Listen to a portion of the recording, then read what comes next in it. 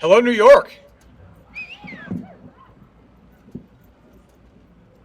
So, as I look around and see a lot of these buildings that were being constructed in the turn of the 1900 century, last century, I'm kind of reminded of statistics. In the 1900s, one of the big things we had just done as a country was hit a new population hurdle, 75 million people. Today we have about 325 million people. It's a 333% growth in the last 118 years. We've done some other pretty tremendous things in the last 118 years as well.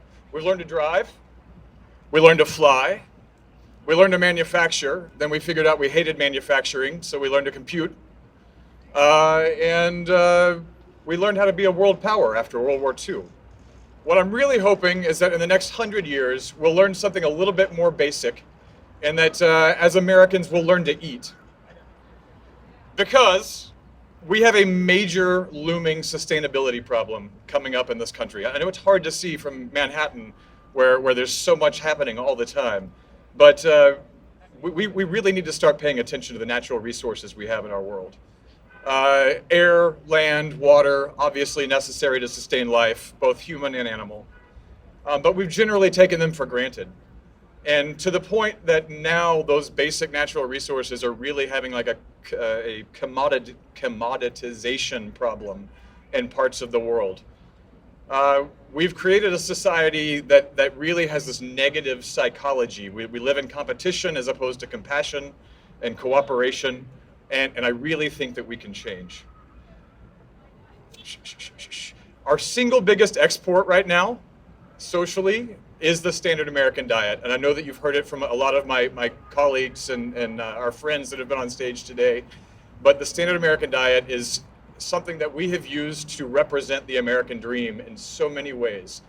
And we've done the rest of the world a tremendous disservice by continuing to embrace it ourselves, but also sell it as the American lifestyle around the globe.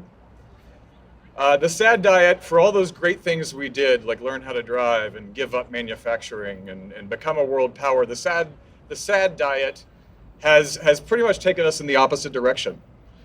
We've created deserts out of our former pasture land and farmland. We've pushed the envelope of climate change and not in a good way. We've created national health crises, and we've learned how to make ourselves unhealthy at unprecedentedly early ages. It's time for change. It's time for change, and it's time to get out of this entrenched two-party system that we're in, start thinking independently, and act with groups like the Humane Party and the Green Party and others that have real social change at their core. My name is Robert Mason. I am running in Texas as an independent, vegan, yogi political candidate. And if the fact that I can say that and not have to like hide or wear a vest or something and isn't proof that the conversation is changing, then I don't know what is, because the conversation is absolutely changing. The future is vegan, and I hope that like all of you, we can help spread the word and get more and more to embrace it. You can find information about me and my campaign at www.robertmasontx.com.